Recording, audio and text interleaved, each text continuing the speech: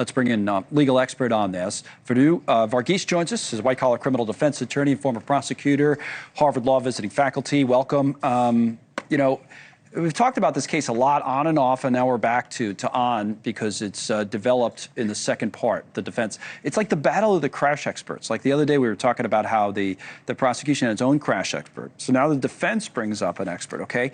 And they're battling over what the car was telling them, timestamps on phone calls versus what the car's time said. But let me give you another example from this crash expert. His name's Matt DeSagra, and he says that her vehicle, it's a Lexus SUV, the data does not indicate there was a collision, okay? They say that they found 19 events on her car prior to the event in question, and none of those events, according to his testimony, were triggered by a collision. Pretty much contradicting what we heard from the prosecution's experts. So how does the jury sort through this, you think?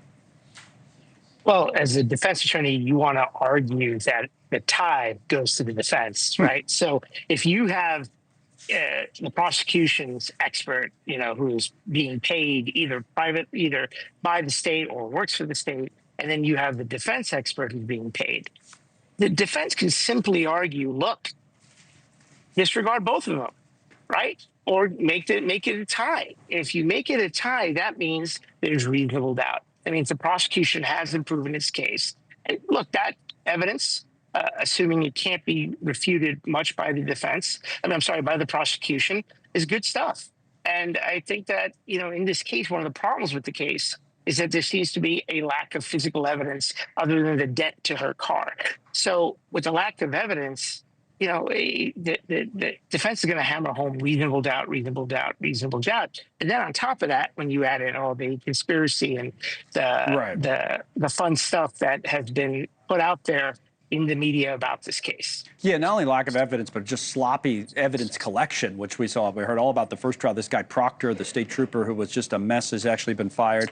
That was a disaster. But I thought when I heard, and it's funny, we're only hearing about secondhand or reading about it from people who were in the courtroom telling us about it, as someone was on the show the other day, that prosecution witness was pretty convincing and a better kind of presentation than we had in the first trial. They were talking about all the speed she was going and all this kind of thing.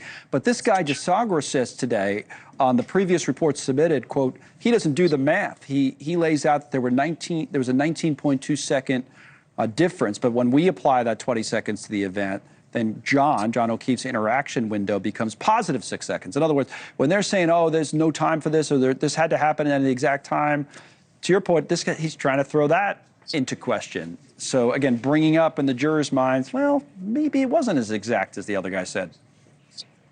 I think that's a good strategy. I think, look, in a retrial, you have the benefit of hindsight and review. So for lawyers, have most of the witnesses have their testimony locked in. Mm-hmm. The really bad ones, the prosecution got rid of, but, you know, they can still be made reference to and how this investigation was conducted.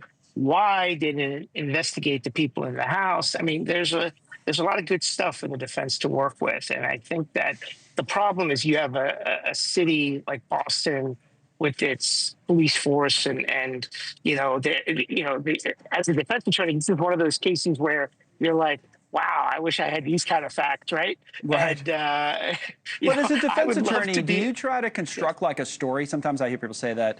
Is it important just to be like, well, what they presented, this might not be exactly right, just to raise doubt, or do you usually try to kind of construct your competing story? That seemed to be what they did the first time. It was like, oh, it might have been those cops in the house.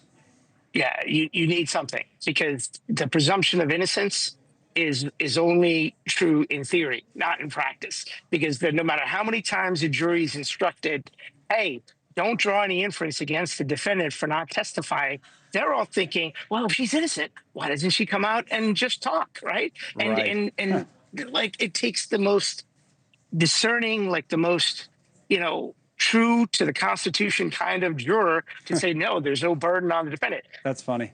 It's hard By to the way, find she those talks kind of plenty, people. just maybe not in court, but she talks. She does. Anybody who sticks a microphone to their face, she talks. But having her testify would be a totally different strategy. Thank you for watching. Subscribe below and download our NewsNation app right now on your phone, and you will get fact-based, unbiased news for all Americans.